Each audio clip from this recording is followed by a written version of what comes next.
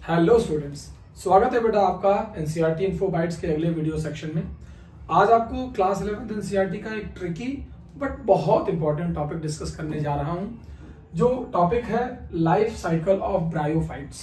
अगर आपको याद होगा कि ब्रायोफाइट्स की बात हो रही थी तो हमने इन्हें एम्फीबियंस ऑफ प्लांट किंगडम कहा था। हमने क्या बोला था बेटा कि ये एम्फीबियंस हैं किसके? प्लांट किंगडम के। इसके पीछे रीजन क्या है? इसके पीछे ये रीजन है कि जो ब्रायोफाइट्स होते हैं ये वाटर डिपेंडेंसी शो करते हैं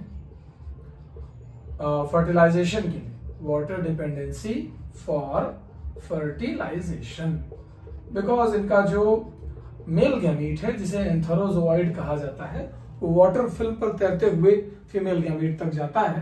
that is why they are called as amphibians of plant kingdom. इसकी वजह से ये हमेशा वाटर के आसपास ही ग्रो करेंगे।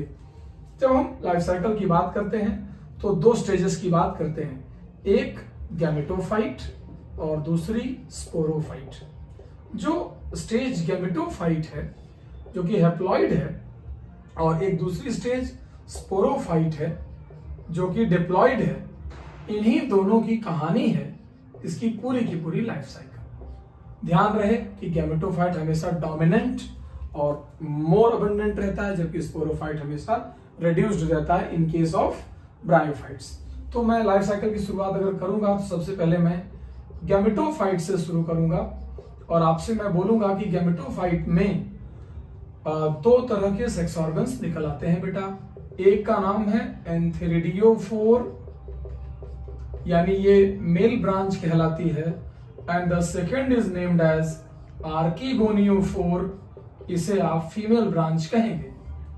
जो एंथेरिडियोफोर है इस पर एंथेरिडिया निकलता है, आर्किगोनियोफोर पर आर्किगोनिया निकलता है। जो एंथेरिडिया है बेटा उसके अंदर आगे चलकर पता चलता है कि स्पर्म मदर सेल है, और दूसरी तरफ जो ये आर्किगोनिया है इसके अंदर जाहिर सी बात है एग मदर सेल है। ये जो स्पर्म मदर सेल है ये आगे चलकर स्पर्म या एंथ्रोजोइड बनाती हैं, और ये एग मदर सेल आगे चलकर एग या oosphere बनाती हैं। वर्ड याद रखिए, मैंने क्या बोला है? oosphere। ये स्पर्म और एग दोनों मर्ज हो जाते हैं, फ्यूज हो जाते हैं। The process is called as syngamy, और इस सिनगैमी के बाद बेटा हमारे पास पहली बार जाइगोट आता है। अब याद कीजिए कि एल्गी में ये जाइगोट आगे चलकर तुरंत मायोसिस कर लेता था, लेकिन यहां ऐसा नहीं होगा। ये जाइगोट आगे चलकर एम्ब्रियो बनाएगा। ये स्टार मार्क इवेंट है, पहली बार हुआ है प्लांट किंगडम में। एम्ब्रियो से आगे चलकर ये स्पोरोफाइट बन जाएगा। अब ये जो स्पोरोफाइट है बेटा ये इसकी दूसरी स्टेज है। स्पोरोफाइट में तीन पार्ट होते हैं, एक को फूट, दूसरे को सीटा और तीसरे को कैप्सूल कहते हैं।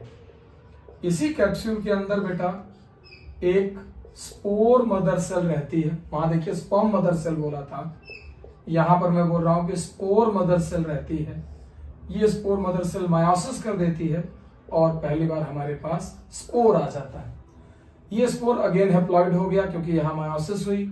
इस स्पोर से ये गैमेटोफाइट डायरेक्ट जर्मिनेट हो जाता है इन केस ऑफ लिवरवर्ट्स, जो बेसिक ब्रायोफाइट्स हैं। लेकिन जो मॉसस होते हैं उनमें ये पहले प्राइमरी प्रोटोनिमा बनता है, फिर प्राइमरी प्रोटोनिमा पर बेटा बड बनती है, और बड से फिर ये लीफी स्टेज वापस आती है। यानी अगर मैं यहां पर लाइन खींचूं स्पोर मदर सेल से लेकर इधर, तो ये रहा डिवीजन लाइन। इसके इस तरफ सारी सेल्स डिप्लॉइड हैं और उस तरफ सारी स्ट्रक्चर्स क्या हैं? हैप्लॉइड हैं। तो आप समझ ही पा रहे होंगे कि गैमेटोफाइट का पोर्शन ज्यादा है और स्पोरोफाइट का पोर्शन कम है। दैट इज व्हाई इस लाइफ साइकिल को हम हैप्लोडिप्लॉन्टिक लाइफ साइकिल कहा करते हैं। क्लियर है बेटा? उम्मीद है आपको ये बात बहुत अच्छे से समझ में आ गई होगी। आप इसे बहुत अच्छे से रिवाइज करिए और एक बार बिना देखे हुए ड्रॉ करने की कोशिश करिए। ठीक है? ठीक है।